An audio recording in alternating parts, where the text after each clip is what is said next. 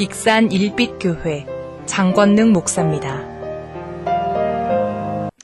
네, 오늘 역사적인 2021년 마지막 주일 귀한 예배에 믿음으로 참석하셔서 하나님 앞에 한 해를 마무리하며 예배로 나아가는 우리 성도님들 한 분 한 분에게 한 해 동안 힘들고 지치고 억울하고 아프고 모든 슬픔과 괴로움은 우리 주님 앞에 다 내려놓으시고 오늘 하나님께서 주시는 믿음으로 하나님 예비하신 영광을 바라보며 또 한 해를 보고 나아갈 수 있는 은혜가 있기를 주의 이름으로 축복합니다.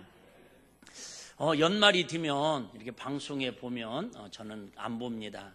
볼 일도 없고요. 그런데 어쨌든 안 봐도 아는 거 있잖아요. 연말이 되면 꼭 하는 게 있죠. 올해의 뭐라고죠? 연말 연예대상, 가요대상 이런 것들이 있습니다. 그래서 대상부터 시작해가지고 치우수상, 우수상 할 때 이름도 알 수 없는 이름들을 막 갖다 붙이더라고요. 흔히 일명 나눠먹기식 또 수상식이다 하고도 하는데 오늘 한번 생각을 해봤어요.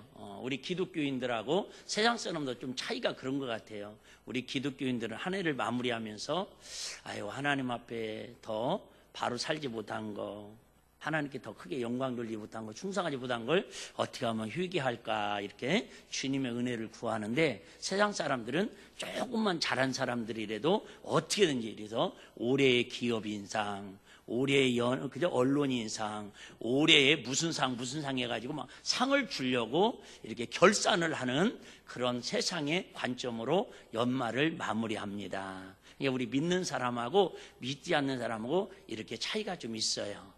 오늘은 여러분들이 성경을 읽어보시면 알겠지만 제일 많이 나오는 단어가 무슨 단어였어요? 영광! 누가 대답했어요? 김준영 안수지사님. 하여튼 상품 있으면 이따 하나 어디 간식 있으면 더 가져가시고 없으면 그냥 참으셔요. 오늘 본문에 보면 영광이라는 단어가 무려 13번이나 반복되어서 나옵니다. 성경에서 반복법이 나오면 강조하는 법이고 중요하다라는 걸 의미합니다. 근데 우리가 짧은 읽은 성경 중에서 영광이라는 단어가 몇 번 나와요? 13번이나 반복돼서 계속 나옵니다. 영광에 영광이 이르고 영광. 우리 예수님이 이 땅에 오실 때 뭐라고 말씀하셨죠? 누가복음 2장 14절에 지극히 높은 하늘에서는, 지극히 높은 곳에는 하나님께 영광이요, 땅에서는 하나님의 기뻐하심을 입은 뭐하로다? 평화로다. 그래서 수상식의 모든 사람들이 공통적으로 하는 얘기가 그런 거 있죠. 이 영예를, 이 영광을, 그러면서 수상수감을 발표를 하죠. 그럼 우리는 안 보지만 그래도 이렇게 듣고 싶은 수상수감을 한 번씩 듣고 싶은 수상수감이 있죠. 스포츠 선수가 됐던 가수가 됐던 연예인이 됐던 이 수상 영예를, 이 영광을 누구에게? 우리 하나님께 드리기를 원합니다. 이렇게 하면 우리 마음 같이 보면서도 마음이 뿌듯하지요. 올해도 그렇게 수상수감을 발표한 사람이 한 명 있더라고요. 조혜련 씨라고.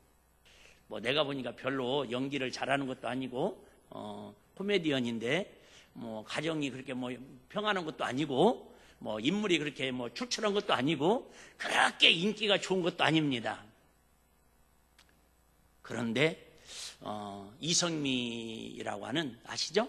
그 코미디언인데 지금 권사님이신데 그분이 전도를 해가지고 교회를 다니면서 원래 다른 종교였는데 너무 하나님의 은혜가 감사해서 그 은혜를 더욱더 알고 싶어가지고 지금은 신학대학을 다니고 있습니다. 그래서 이번에 우수상인가 뭘 받았는데 정말 우리 하나님 아버지께 감사와 영광을 돌린다고 수감을 들은 적은 없고 제가 기사를 통해서 잠깐 봤습니다. 오늘은 영광 얘기니까 성경 내용은 여러분 다 알 수도 있지만은 어쨌든 오늘은 그냥 오늘 목사님 설교가 왜 세상적인 설교인 것 같아요. 그렇게 들릴 수도 있습니다. 근데 의미를 잘 한번 생각을 해보셔봐요. 오늘 이렇게 생각을 한번 해봤어요. 올해에 우리 예수님께서 오늘 오셔가지고 올해의 신앙 수여식, 신앙 시상식, 올해 1년 동안 올 1년 동안 우리 일빛교회에 예수님께서 시상식을 하러 오셨다고 그러면 과연 우리는, 저와 여러분은 어떤 상을 받을 수 있을까? 예? 혹시 여러분들이 막 예수님이 주시는 금면류관 대상이거든요? 금면류관을 받으면 이 수상수감을 뭐라고 말할까? 아마 그런 걸 이렇게 잠깐 한번 우리 생각을 하면서 오늘 설교를, 연말이니까 좀 부담 없이 이게 마음을 좀, 어제 성탄절이라 너무 긴장했잖아요. 발표하느냐고. 조금 마음을 이렇게 열시고 오늘 좀 편하게 들었으면 좋겠어요. 아멘. 2015년부터 우리나라를 가장 빛낸 스포츠 선수를 뽑는데요. 올해의 스포츠상의 쉽게 말하면 대상, 2015년도부터 지금까지 무려 7년 동안 연속 1위를 압도적으로 72.8%인가요? 1등이 72.8%인데 2등이 29.4%예요. 3등이 9.1%고 4등이 4.1%예요. 그러니까 아주 거의 80% 압도적으로 올해도 1등을 한 우리나라를 최고로 빛낸 스포츠 선수가 있어요. 운동선수. 누구겠어요? 예, 손흥민 선수예요. 손흥민 선수. 2016년 한 해만 같은 손씨인 소년제한테 잠깐 2등으로 밀리고 15년부터 연속으로 5년 동안 1등을 하고 15년부터 6번째, 지금 6번 동안 1위를 하고 있습니다. 압도적입니다. 올해를, 우리 대한민국을 빛낸 선수. 연봉은 제가 잘 모르겠고요. 오늘 손흥민 선수 이야기하려고 합니다. 손흥민 선수. 아이고, 목사님 저는 축구 안 보는데요. 안 봐도 그냥 한번 들어보셔봐요. 오늘 내용에 제가 설교하려는 의미가 80%가 다 들어있더라고요. 그 아버지가, 손흥민 선수 아버지가 저도 잘 몰라요, 솔직히. 손웅정 씨라는 분이랍니다. 손웅정. 원래는 이 아버지도 축구 선수로 했었는데 국가대표 B팀이라고, 옛날에는 이게 A급 B팀이 있었어요. 어쨌든 B팀이었는데 그렇게 그래도 국가대표까지 잘했지만은 그렇게 탁월한 선수는 아니었습니다. 그런데도 어쨌든 국가대표였는데 이 인대가 나가가지고 축구 생명이 끝나가지고 너무너무 먹고 사는 게 힘들어 노가대판에 가서 막노동도 하고 막 쌀 5말만 있으면 좋겠다고 하는 그런 애절함을 갖고 있었는데, 이분이 요즘 책을 한 권 썼습니다. 책을 썼는데 무슨 책을, 제목이 뭐냐면 모든 것은 기본에서 시작한다. 한번 따라해 보실래요? 모든 것은 기본에서 시작한다. 모든 것은 믿음에서 시작한다. 모든 삶은 예수로 시작한다. 이분이 책을 썼는데 더 유명한 게 뭐냐면 이 손흥민 선수가 인터뷰할 때마다 그렇게 이야기를 해서 더 유명해졌습니다. 뭐라고 했냐면 저의 축구의 인생은 온전히 아버지의 작품입니다. 참 말을 해도 멋있지요.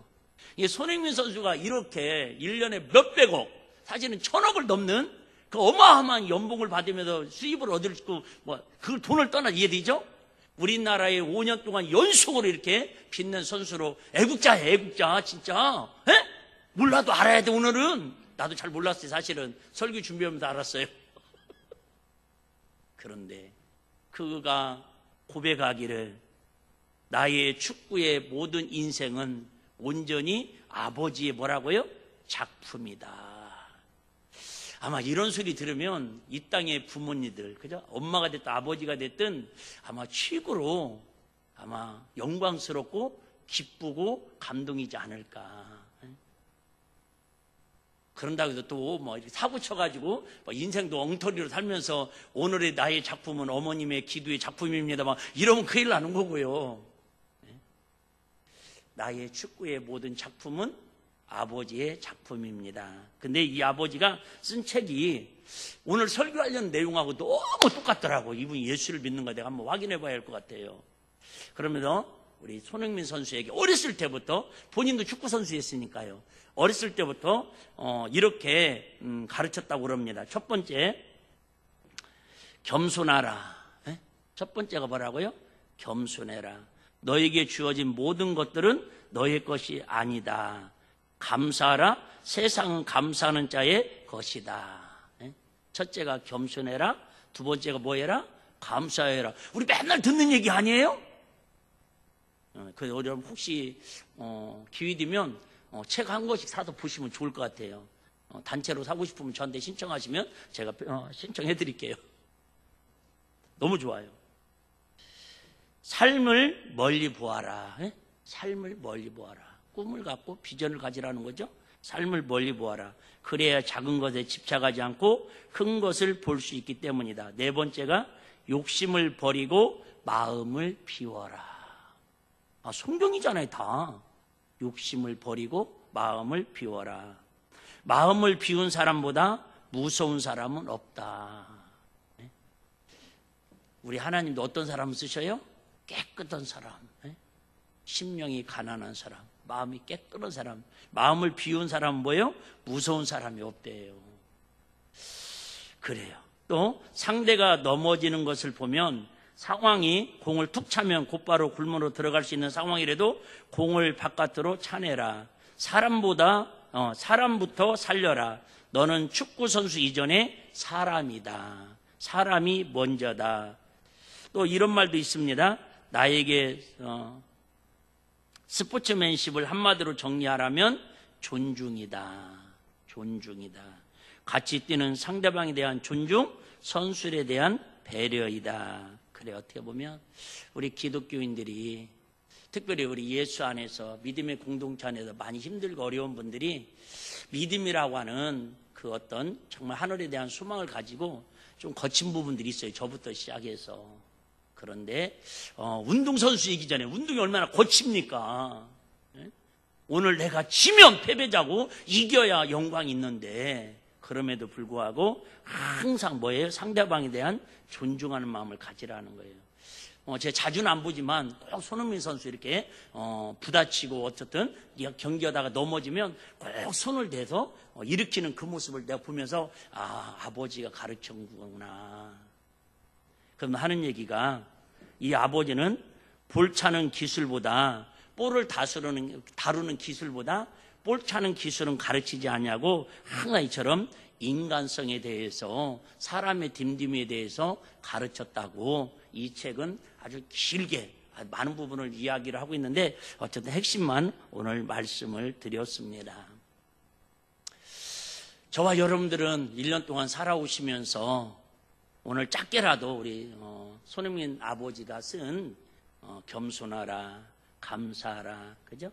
욕심을 버리고 마음을 비워라, 상대방을 존중하고 먼저 배려하라, 이런 마음을 들었을 때 과연 우리 주님이 오늘 신앙 대상식에서, 올해의 신앙 대상식에서 과연 내가 받을 수 있는 상은 무슨 상일까? 죄송해요. 혹시 게으름상, 교만 아집상, 나태한상, 가식상, 아마 부끄러운 상밖에 받을 게 없지 않나 생각을 해보면서, 그럼에도 불구하고 우리 주님은 우리를 어제 말씀드린 것처럼 우리를 구원하시는 것만 끝나지 아니하고, 예수 이름으로 우리 주위에서 구원하시는 끝나지 아니하시고, 그럼에도 불구하고 우리는 올해 혹시 우리가 이처럼 좋은 수상식에, 대상식에 참여하지 못할지라도 우리 주님은 우리를 포기하지 아니하시고 끝까지 우리 함께 하셔서 한 해를 또 열매 맺기를 기다리시고 또 기다리셔서 어쨌든 우리 결론은 주님 앞에 섰을 때에 정말 다 아름다운, 이 땅에서 말할 수 없는 신앙의 금멸유관 받을 수 있는 왕권을 누릴 수 있는 우리 일비가족들이 되시기를 주의 이름으로 축복합니다. 막연하게 우리가 금멸유관만 얘기하니까 사실은 다 받을 것 같지만, 이렇게 우리가 디테일하게 1년을 내 자신을 솔직히 점검해 보면 받을 만한 상이 없잖아요. 개근상을 바꿨어요? 새벽 예배 한 번도 안 빠져야 받는 게 개근상인데, 성실상을 바꿨어요? 수요예배, 저녁예배 한 번도 안 빠져야 성실상이라도 받을 텐데, 뭔 상을 받겠어요, 여러분들? 아니 너무 기죽이다는 게 아니라 얘기했잖아요. 겸손에서부터 신앙은 출발해야 돼. 할렐루야. 오늘 본문도 그런 얘기를 담고 있습니다. 그런 얘기들을 쭉 담고 있는데요. 핵심은 이런 얘기입니다. 구약의 율법, 즉 구약의 율법은 서기관 바리새인들이 있는데 그들은 율법을 통해서 하나님의 영광을 보려고 무단히 그들은 율법을 지키려고 몸부림쳤다 그 얘기예요. 그런데 우리 잘 아는 것처럼 출애굽기 34장에 보면 우리 한번 읽어드릴까요? 제가요. 모세가 시내산에 올라가 가지고 40일 동안 금식하고 하나님의 영광을 체험했어요. 그리고 두 돌판을 받고 내려오는데 40일 동안 금식했으니까 면도도 못했으니까 얼굴이 어떻게 했겠어요? 아마 꾀죄죄 해가지고 거지 할아버지처럼 됐을 텐데 세상에 얼굴은 시커멓게 타고 면도는 안 해서 40일 동안 아마 수염이 길었으면 어땠을 것 같아요. 털바지처럼 막 그런데 머리는 엉끈해지고 그런데도 얼굴에서 얼마나 광채가 나는지 백성들이 깜짝 놀라는 거예요. 그걸 갖다가 우리는 사람을 뭘 보면 안다고 그래요? 눈빛을 보면 그 사람을 안다고 그러잖아요. 에? 머리는 좀 헛그러졌을지라도 옷은 좀 그러죠? 약간 허스런 거죠? 지나가는 그죠? 잠바를 걸쳐 입고 작업복 입고 왔을 때라도 이 눈빛을 보면 그 사람이 살아있는지 영혼이 오늘도 살아있는지 영혼이 그저 썩은 동태눈처럼 죽어있는지 알 수 있다니까요. 에? 눈빛을 보면 옆 사람처럼 한번 볼래요? 한번 읽어드릴게요. 제가 그래서 모세의 그 얼굴이 해처럼 막 빛나니까요. 백성들이요. 제발 두렵습니다. 그 얘기를 하는 거예요. 그러면서 그냥 볼 수 없으니까 얼굴 좀 수건으로 가려달라고 얘기를 합니다. 자, 모세가 그 증거의 두 돌판을 자기 손에 들고 시내산에서 내려오니 그 산에서 내려올 때 모세는 자기가 여호와와 말씀하셨음을 인하여 얼굴 꺼풀에 광채가 나나 깨닫지 못하였더라. 진작 자기는 거울이 없으니까 자기 얼굴에서 광채가 나는데 알지를 못하는 거예요. 이래야 하는데 근데 우리는 남들은 다 까무잡잡하다고 얼굴이 썩었다고 그러는데 자기만 거울 보면서 어머 잘생겼어, 어머 광채가 나, 어머 비싸, 어우 원더풀 삐뚤풀만 그죠? 땅꺼풀만 그러고 있어요. 남들은 막 영적으로 얼굴이 썩어 있다고 그러는데 자기만 화장빨로 빛이 난대. 근데 모세는요, 자기는 영광의 얼굴을 보지 못하고 내려오는 거예요. 자기는 그렇게 얼굴에 광채가 나는데 알지를 못하는 거예요. 자, 그 산에서 광채를 깨닫지 못하였더라. 아론과 온 이스라엘 자손이 모세를 볼 때에 모세의 얼굴 꺼풀에 광채가 남을 보고 그에게 가까이 하기를 뭐예요? 두려워하더니. 그래, 어떤 때는 여러분들 다 그런 건 아닌데 어떤 때는 이렇게 제가 설교를 하면 어떤 분들이 그래요. 아이고 목사님 오늘 설교 시간에요 얼굴에 광채가 납니다. 이렇게 하는 분들 한 두세 분 있어요. 우리 교회도 아멘 하는 분들 중에 있어요. 대체는 있어요. 근데 어떤 분들은 우리 목사님 밤새도록 뭐 했디야, 얼굴이 썩은 동태눈 같아요. 저도 봐요. 저도 이렇게 보면 얼굴에 은혜 받을 때에 찬양할 때 기도할 때 얼굴에 광채가 나는 분이 있어요. 이름 불러드려요? 근데 반면에 어제도 나왔는데 오늘 또 나오고 1년째 다 나왔다 어제 오늘. 여러분 얼굴에 광채가 나야 돼요. 여러분 마음은 속여도 눈빛은 못 속인다는 말이 있어요. 내가 만든 말이에요. 마음은 속일 수 있어도 여러분 눈빛은 못 속인대요. 그래서 우리 흔히 그잖아요. 제일로 매력 있는, 제일로 사랑에 아주 극적인 희열이 뭐예요? 첫눈에 반했다고. 뭔 말인지를 못 알아들어요. 자, 아론과 온 이스라엘 자손이 모세를 볼 때 모세 얼굴 꺼풀에 광채가 남을 보고 그에게 가까이 하기를 두려워하더니 모세가 그들을 부르니 아론과 휴중의 모든 어른이 모세에게로 오고 모세가 그들과 말하니 그 후에야 온 이스라엘 자손이 가까이 오는지라. 모세가 여호와께서 시내산에서 자기에게 이르신 말씀을 다 그들에게 명하고 그들에게 말하기를 마치고 수건으로 자기 얼굴을 뭐 하였더라? 가리웠더라. 좀 더 볼까요? 그러나 모세가 여호와 앞에 들어가서 함께 말씀할 때는 나오기까지 수건을 벗고 있다가 나와서는 그 명하신 일을 이스라엘 자손에게 고하며 이스라엘 자손이 모세의 얼굴에 광채를 보는 거로 이스라엘 자손이 모세의 얼굴에 광채를 보는 거로 모세가 여호와께 말씀하러 들어가시기까지 다시 수건으로 자기 얼굴을 가리웠더라. 좀 어렵진 않죠? 자, 이런 얘기예요. 여러분, 제가 여러분에게 예를 들면 아무리 화장을 하고 얼굴이 광채가 나더라도 이렇게 수건으로 가리면 여러분들이 제 얼굴이 보여요, 안 보여요? 안 보여요? 네, 안 보이죠? 저는 여러분이 보일까요, 안 보일까요? 안 보여요. 제가 뭐 영안이 안 열려가지고 안 보입니다. 어떻게 보여? 안 보여. 네? 안 보입니다. 자, 두 가지를 얘기를 할게요. 첫째, 모세는 이처럼 하나님의 영광을 입고, 자, 하나님의 영광을 입은 그 광채가 나는 이유가 뭐예요? 광채가 나는 이유가 뭐예요? 여러 가지 이유가 있지만 그 중에 첫 번째 오늘 본문에, 아니 오늘 그저 말씀을 이렇게 뉘앙스가 뭐예요? 하나님의 말씀을 받음으로. 십계명, 하나님의 말씀을 받음으로 그 말씀을 가슴에 받으니까 얼굴에 뭐가 나더라? 광채가 나더라는 거예요. 여러분, 오해하지 마세요. 제가 어떤 막 GP를 갔다 오든가 금식을 하고 온다든가 막 그러면 아까 그런 얘기 하잖아요. 아유, 우리 목사님이 막 얼굴에 광채가 난다고. 그것은 제가 잘못해서가 아니라 뭐예요? 하나님 말씀을 듣고 은혜를 받았다라는 거예요. 여러분들도 제가 부흥 가면 진짜 많이 느끼거든요. 첫날은 진짜 얼굴이요 막 시커먼 저승사자가 그 자리에 들어가 있는 것 같은데 말씀 들으면 조금씩 조금 밝아지고요. 나중에는 얼굴이 마지막 날 되면 첫날째는 확.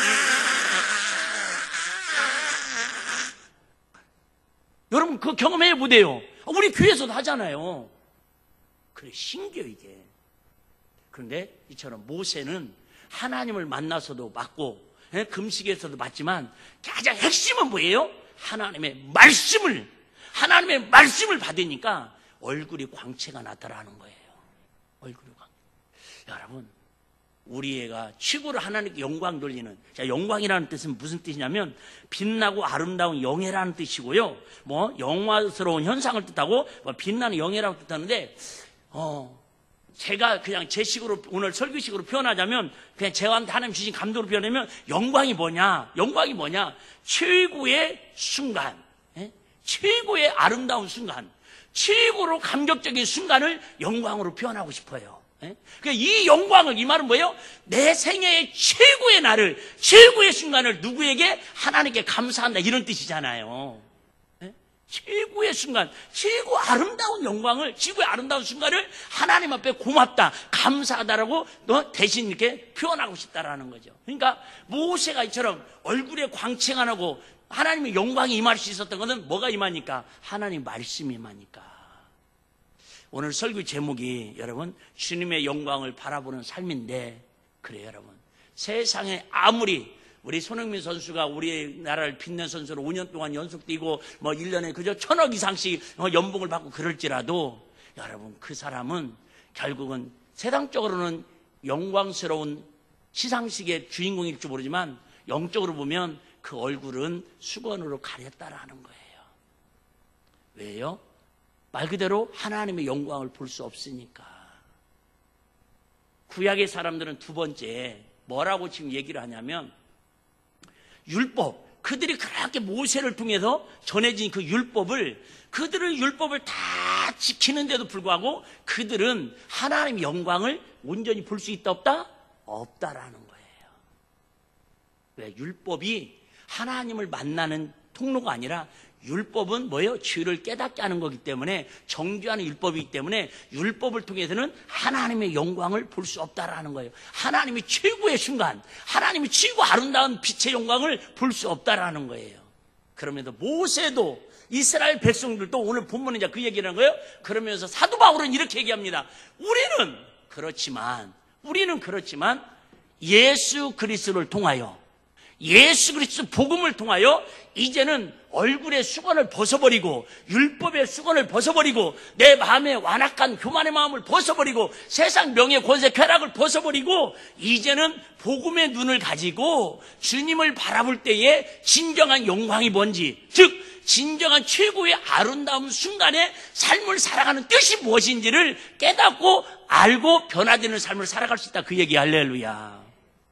제가 어제 조금 시간이 이렇게 마음이 여유가 있어가지고 TV를 이렇게 여기저기 틀다가 무슨 영화를 봤냐면 부활이라고 하는 영화를 봤어요. 보신 분 계셔요? 성경 보셔야지 뭘 지금 그걸 봐요. 근데 내가 새벽에도 잠깐 얘기했는데 제가 그 영화를 보면서 참 많은 걸 느꼈어요. 그 중에 하나가 뭐냐면 그 예수님을 믿는 사람들을 막 핍박을 합니다. 그 예수님을 또 그 개종한 로마 그죠? 호민관이 우리나라 장교죠? 개종을 하니까 막 배신했다고 그를 잡아 죽이려고 막 군사들이 쫓아갑니다. 그러는 여정 가운데 제자들이 어떻게 보면 완전 옷 입은 것도 그냥 거지들 같고 머리도 그죠? 완전 풀어헤친 미친 그 사람들 같고 아니 예수님도 비슷하지만은 완전 하여튼 거짓대들이 다를 바가 없어요. 그런데 먹는 것도 걱정하지요. 그저 그 로마 병사들이 잡으러 오니까는 막 산으로 도망다니고 이리 피어다니고 막 그죠? 나만 흥분했어 지금. 그러다가 어느 길을 가다가 막 동네 사람들이 문둥병 걸린 사람을 막 발로 차냅니다. 재수 없다고 어디 우리 동네에 들어오냐고 막 그죠? 쫓아냅니다. 그럴 때에 이제 하여튼 병사하고 그 제자들이 이렇게 쳐다봅니다. 그때 예수님께서 딱 일어나니까 제자들은 이렇게 얘기합니다. 드디어 시간이 되었습니다. 드디어 시간이 되었습니다. 시작. 드디어 때가 되었습니다. 그러니까 아직도 믿음이 온전치 못한 이 로마 장관이 그 군대 장관이 장교가 아니 뭔 소리예요? 아니 뭐가 때가 됐다는 거예요? 그러니까는 우리는 지금까지 수없이 보아왔습니다. 우리 예수님께서 우리 선생님께서 저 문둥 환자를 일어나서 갈 때에 치료해 주실 겁니다. 에? 아니 저렇게 문둥 막 얼굴이 막 이렇게 정상인데 어떻게 저분이 고쳐주시냐고 우리하고 똑같이 생겼는데 그런데 예수님께서 그 문둥 환자를 끌어안고 막 비비더라고요. 볼을 뽀뽀를 하더라고요. 그러면서 내가 깨끗함 낫고자 하니까 낫고 싶습니다. 깨끗함을 받으라 하면서 일어나 걸으라 그러니까요. 이렇게 일어나 걸으면 이렇게 쳐다보는데 얼굴이 깨끗하게 고침을 받았어요. 그러니까 그 호민관 그 장교가 놀래가지고 그럽니다.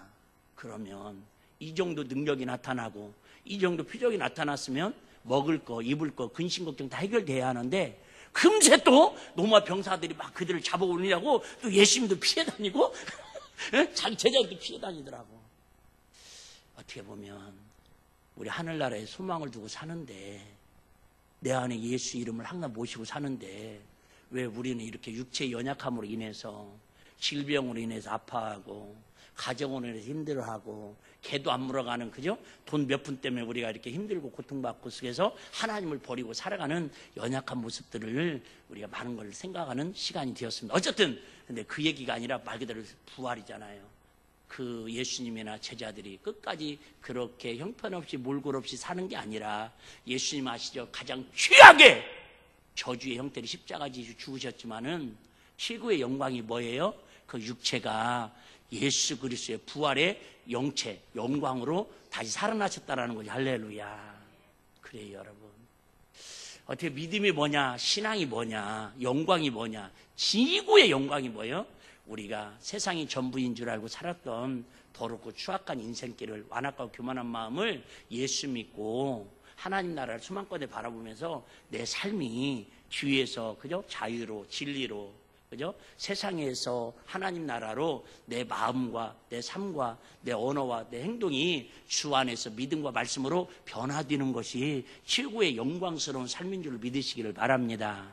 그 얘기 하려고 그러는 거예요. 그럼 바울은 그걸 알았기 때문에 그죠? 자기가 최고의 학벌을 갖고 있고 최고의 가문을 가졌을 때는 그렇게 교회를 핍박하고 예수님을 잔멸한 거 왜 그래요? 그 얼굴에 수건이 가려져 있으니까 예수님이 안 보이는 거예요. 진리가 안 보이는 거예요. 하늘에 대한 소망이 안 보이는 거예요. 그러니까 세상이 최고인 양 살아가다가 다메섹상에서 예수님에 대한 오해, 하늘나라에 대한 오해, 이 완악한 마음이 그저 수건이 벗어지고 나니까 주 예수의 그저 복음을 증거하는 일을 맡으라면은 나의 생명을 조금 더 귀한 것으로 여기지 아니한다고 자기의 모든 것을 뭘로 여기고요? 배설물을 확 집어 던지고 자기 권위, 명예, 그저 세상 가지고 있는 다 버려버리고 오직 복음을 위해서 순교 현장으로 사라질 때까지 살아가는 모습이 그가 하나님 나라의 영광을 바라봤기 때문에 가능했다 그 말이에요. 다시 한번 얘기할게요. 정리할게요. 여러분, 세상 연예인들이든 가수가 됐든 스포츠가 됐든 그 사람들 어떻게 보면은 올해의 대상, 올해의 시상식의 주인공이 되려고 1년 동안 그렇게 열심히 활동한다고 해도 과언이 아니에요. 어떤 때는 막 그 연예인들 보면 참 안타깝잖아요.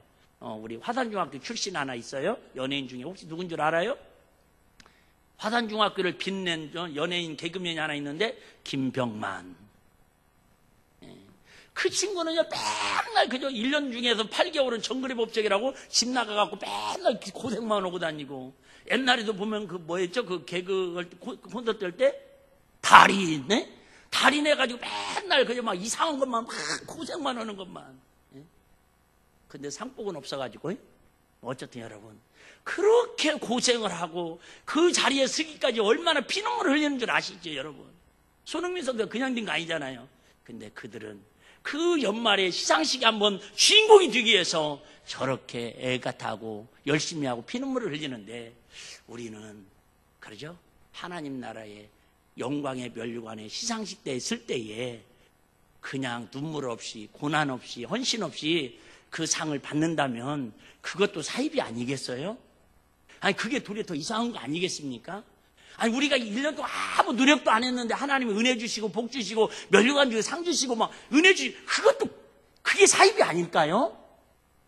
심지 아니고 거두는 자는 곧 이룰 수 없다라고 말씀하시잖아요. 어떻게 심지도 않고 거둡니까? 아니 콩 심은데 콩 나고 팥 심은데 팥 나는 게 진리인데 세상도 우리가 눈물로 기도를 심어야 응답을 받고 헌신하고 충성해야 하나님께서 그저 역사를 이루시고 할렐루야. 그러면서 사도 바울은 그렇게 세상의 영광이 튀고 있냐 살아가다가 주님 바라보면서 하늘의 영광을 바라보면서 반대로 살아가기 시작하죠. 뭐를 위해서? 복음을 위해서, 주님 나라를 위해서, 하나님 영혼 구원을 위해서, 영혼의 때를 위해서. 그러면서 바울이 살아갔던 그 모습만 간략하게 한번 정리하고 마치도록 하겠습니다. 바울은 이렇게 얘기를 합니다. 처음에는요, 고린도서 15장 19절에 보시면, 자, 고린도서 15장 19절에 보시면 바울은 이렇게 예수님을 만나고 막 신앙생활을 하면서 막 복음을 열정적으로 증거하면서 이렇게 고백합니다. 나는 사도 중에 지극히 작은 자라 내가 하나님의 교회를 핍박하였으므로 사도라 칭함을 받기에 감당치 못할 자로다. 그러죠. 저부터 시작해서 대부분 여러분 직분을 받으면 오늘 직분 얘기 많이 나오죠. 그래요.